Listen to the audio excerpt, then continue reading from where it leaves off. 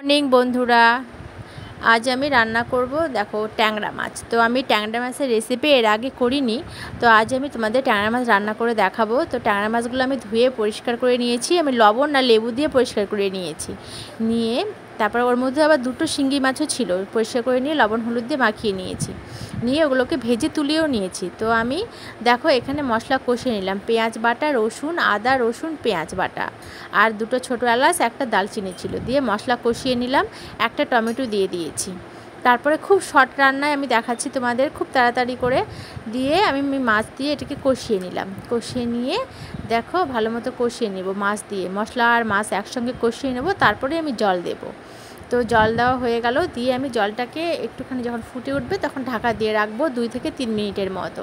তো ঢাকা তুলে আমি তোমাদের দেখাচ্ছি, মাছটা আমার রেডি হয়ে গেছে। একটু লবণ চেক করে নেব যে লবণ ঠিকঠাক হয়েছে কি না। তো এটা হচ্ছে ট্যাংরা মাছের ঠিক ঝোল, একটু ঝোলই বলে, আবার কেউ তেল ঝালও বলে থাকে।